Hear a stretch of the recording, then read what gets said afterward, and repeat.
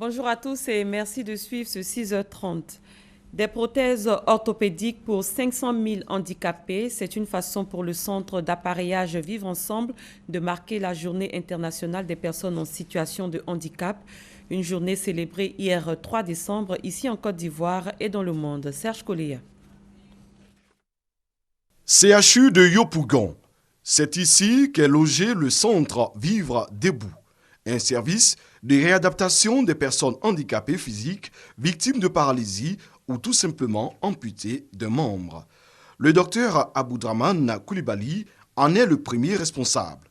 Lorsqu'on est médecin, qu'on est personne handicapée et qu'on est en plus, on est ancré dans la spécialisation qui s'occupe, je crois qu'on est mieux outillé pour comprendre d'abord la psychologie du handicap, pour comprendre comment aborder les personnes. Ici, le handicap physique n'est pas un obstacle à l'épanouissement d'un individu. Au centre d'appareillage Vivre Debout, l'autonomie des personnes handicapées reste la base de leur insertion sociale. Les orthèses, c'est des appareils qui viennent soutenir une partie du corps qui a des défaillances. À côté des orthèses, nous avons les prothèses. Les prothèses, c'est tout ce qui vient remplacer une partie du corps qui n'existe plus. Là, ça veut dire que la personne a subi une amputation, il faut lui fabriquer une jambe entièrement. Il arrive à se déplacer sans problème avec ces appareils et arrive à être vraiment autonome et vaquer à leurs occupations. Ces prothèses-là se présentent avec différents types de qualités. Ça, c'est un genou normal simple. Et là, nous avons un genou hydraulique qui répond à la pression et à la situation de la personne. Nous avons là des mains pour les amputations des mains. Plus de 500 000 patients reçus depuis la mise en place de ce centre en 2000. Cette population ne fait que s'accroître d'année en année vu les facteurs occasionnant le handicap. Je veux parler par exemple des accidents de la route qui sont devenus beaucoup plus fréquents, le diabète qui est un pourvoyeur de handicap avec les nombreuses amputations que cela occasionne. Nous avons l'hypertension aussi. 15 ans après sa création, le centre Vivre Debout a plus que jamais besoin d'équipements et de subventions pour faire face au nombre de plus en plus croissant de patients. Il s'agissait donc du centre Vivre Debout.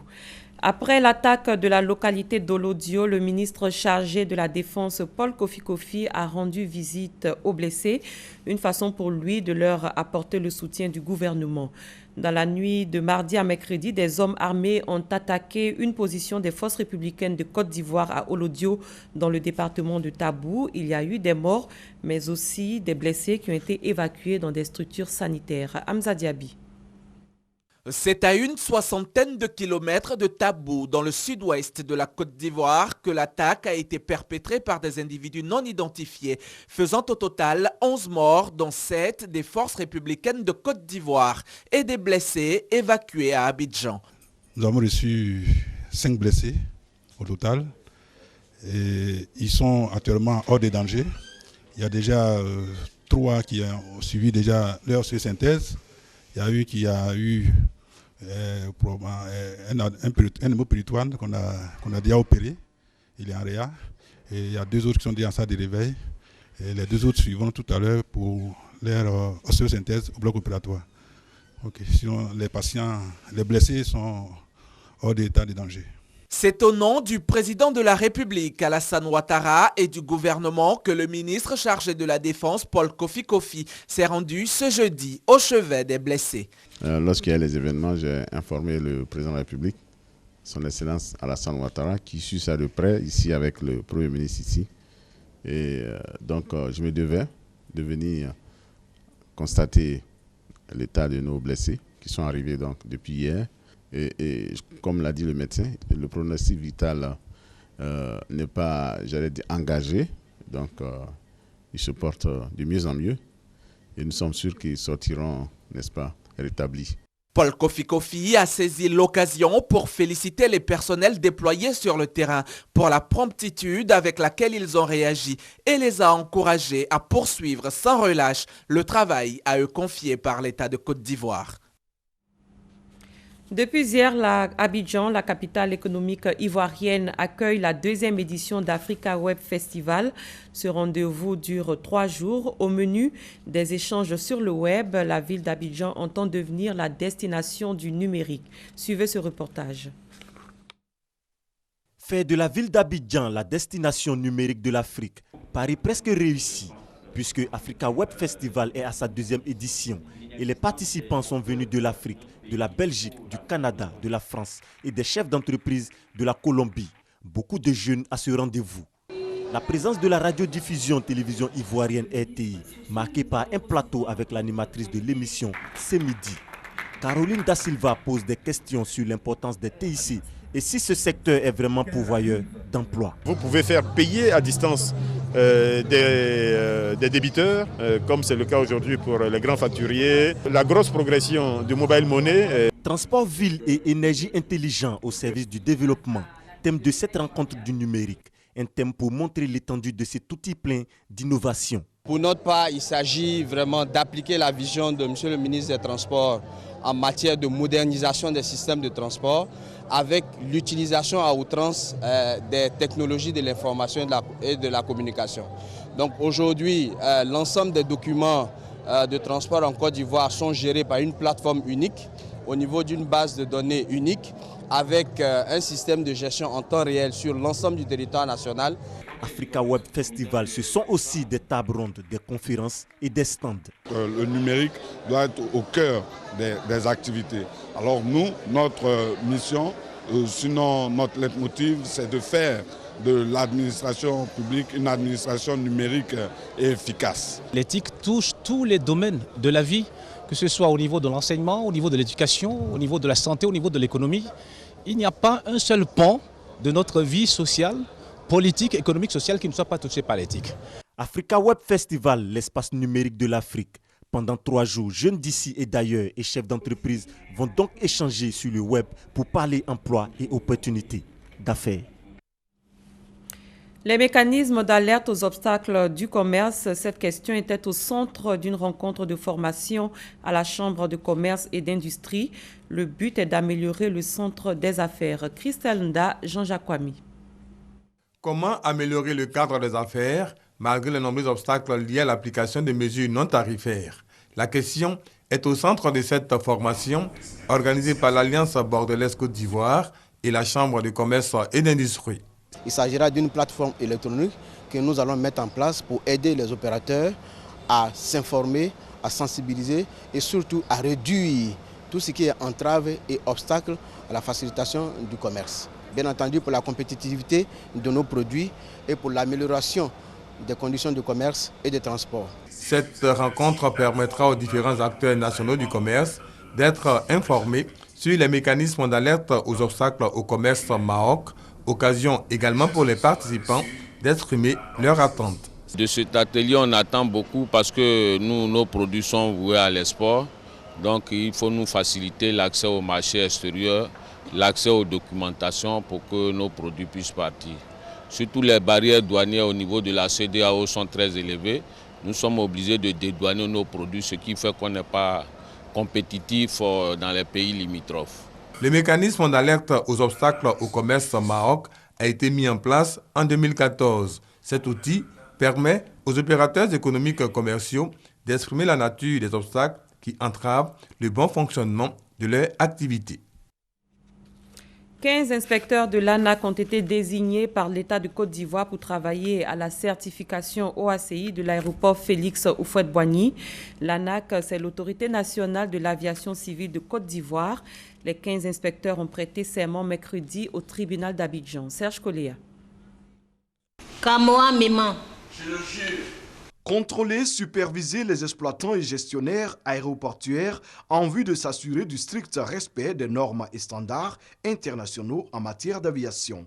C'est la mission des 15 nouveaux inspecteurs de sécurité et de sûreté de l'aviation civile ivoirienne. Vous avez le pouvoir de retenir au sol tout aéronef lorsque les conditions de navigabilité ne sont pas conformes à la législation.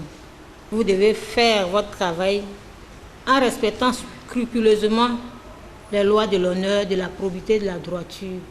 Ces nouveaux inspecteurs de l'Autorité nationale de l'aviation civile de Côte d'Ivoire, ANAC, ont été formés en Angleterre, en Suisse, en France, aux États-Unis, à Singapour, en Tunisie et au Niger. Ils se sont engagés à améliorer les performances de la Côte d'Ivoire en matière de sûreté et sécurité. L'OACI, qui est notre organisation, a mis la moyenne de sécurité mondiale à 60. Et depuis 2012, au niveau de la sécurité, la Côte d'Ivoire est à plus de 64%. C'est ce qui a permis d'abord d'obtenir la certification TSA des Américains. Les inspecteurs qui ont prêté serment aujourd'hui sont la cheville ouvrière de cette consolidation de certification. Aujourd'hui, au niveau de la sécurité, nous sommes aptes d'empêcher qu'un individu lambda puisse convoyer un article qui pourrait permettre de faire exploser une bombe jusqu'à l'avion. L'aéroport international Félix Houphouët-Boigny aujourd'hui, c'est 1 500 000 voyageurs, plus de 8 200 vols et près de 21 000 tonnes de fret. Les populations d'Odiéné n'ont d'autre choix que de recourir aux mototaxis avec tous les risques que ce moyen de déplacement comporte. Elles espèrent tout de même et au plus vite la mise en circulation des véhicules taxis dans la ville. Moussa Konaté. Cette dame vient de donner naissance à un bébé. À sa sortie d'hôpital, un motocycliste l'attend pour la conduire à son domicile. Cette scène est quotidienne devant l'hôpital d'Odiéné, où la moto est l'unique moyen de transport. La fois passée, on a pris une femme sur une moto. Bon, arrivée à 30 mètres de l'hôpital, elle a accouché. Donc c'est des faits vraiment qui sont pas jolis à voir. À Odiéné, pour rallier une destination, les mototaxis sont incontournables, même si emprunter ces engins à 2 ou 3 roues comporte des risques. C'est 300, 2 roues. Si il y a 2 personnes, 600. Les 3 roues là, déplacement des 3 roues, c'est 1000 francs, 1500 pour monter. On s'en sort bien dedans. En tant que fonctionnaire, quand vous arrivez par exemple d'une ville où il y a des taxis, vous arrivez à Odiéné, il n'y a pas de taxis. Il n'y a que des taxis motos et tout le monde n'est pas habitué à ça. Et là encore, il y a beaucoup de risques parce qu'il ne se passe pas de semaine sans qu'il y ait des accidents de taxis motos. Les motos là, bon, vraiment trop d'accidents. Et puis les jeunes d'ici, bon, ceux qui roulent les motos-taxis là, ils ne connaissent pas les codes de route. Entre 2 voitures, ils peuvent rentrer. Avant, il n'y avait pas de route, donc on ne pouvait pas avoir le taxi pour circuler en ville. Bon, maintenant, il y a des routes bitumées, donc on a forcément besoin de taxis pour circuler dans la ville. Les taxis communaux à Odiéné, une autre contribution au rayonnement et au développement de la ville, mais aussi une opportunité d'emploi pour la jeunesse. Si le taxi vient, moi aussi, essayer à faire permis pour conduire. Il y a plein d'hommes qui ont permis ici, mais ils n'arrivent pas à travailler. Ça va permettre à beaucoup de jeunes à se prendre en charge eux-mêmes. Les populations d'Odiéné attendent avec impatience l'avènement des taxis communaux pour effectuer leurs déplacements. Mais en attendant, l'ultime recours reste les mototaxis avec leurs avantages et inconvénients. Un mot de culture, le groupe Magic System a reçu le 30 novembre dernier à Paris le Grand Prix des musiques du monde, prix décerné par la SACEM, la Société des auteurs, compositeurs et éditeurs de musique. Il succède à la Malienne Rocky Akone, vainqueur de l'édition 2015. Isaïo Aboussanougou.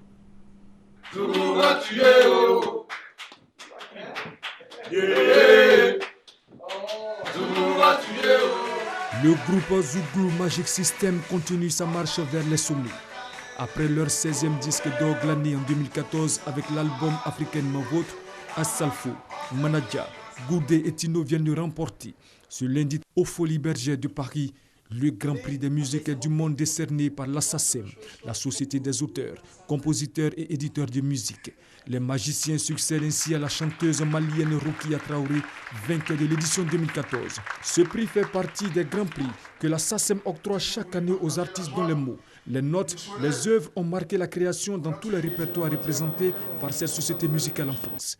Pour les membres du groupe Magic System, cette distinction est la juste récompense du travail bien fait. Ce prix que nous recevons, c'est la reconnaissance de tous les professionnels du milieu du showbiz français. Et aussi, c'est le couronnement de tout un travail abattu depuis belle lurette. Nous sommes pris d'émotion Et nous recevons ce trophée avec toute humilité. À chaque fois qu'on gagne un prix, ça nous donne encore la force, le courage et de bosser dur. Et on donne rendez-vous à nos fans pour l'année prochaine. On espère qu'on ne va pas les décevoir encore. Inséparables et constants dans le travail, Assalfo, Manadja, Goudé et Tino, issus du quartier d'Anoumabou, dans la commune de Marcory, démontrent qu'après un travail artistique bien fait, vient la récompense. Lorsque l'on comprend que la force de la culture, de l'identité, permet de rapprocher les gens, c'est ça la plus grande victoire de Magic System. C'est pour ça que j'aime ces 4 garçons-là. On est vraiment très fiers, très honorés qu'ils aient reçu ce prix de la part de la SACEM. C'est la voix des jeunes, c'est la joie de vivre, c'est la positive attitude et ça je cautionne à fond. C'est les ambassadeurs de plein de gens qui viennent d'Afrique, qui réussissent ailleurs et ça c'est un super message positif. C'est le lieu de rappeler que chaque année depuis 7 ans, à l'issue d'un vote du conseil d'administration, la SACEM récompense des auteurs réalisateurs, des compositeurs et des éditeurs.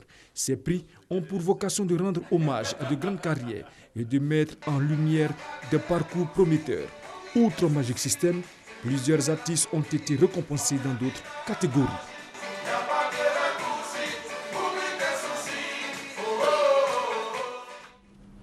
L'actualité internationale à présent avec le sommet sur la coopération entre la Chine et l'Afrique qui s'ouvre aujourd'hui à Johannesburg en Afrique du Sud.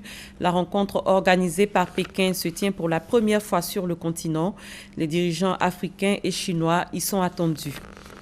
Les 2 assaillants abattus par la police à la suite de la fusillade de San Bernardino en Californie ont été identifiés. Il s'agit d'un couple. L'homme Syed Rizwan Farouk est un citoyen américain de 28 ans. La femme Tashfin Malik est une jeune femme de 27 ans dont la nationalité n'est pas encore connue. Le couple avait un enfant. Syed Rizwan participait lui-même à la fête de fin d'année de ses collègues sur lesquels il a tiré quelques heures plus tard, mercredi dernier. La fusillade a fait au moins 14 morts et 17 blessés. C'est la fin de ce 6h30. Merci de l'avoir suivi. Très bon début de journée à tous et à toutes.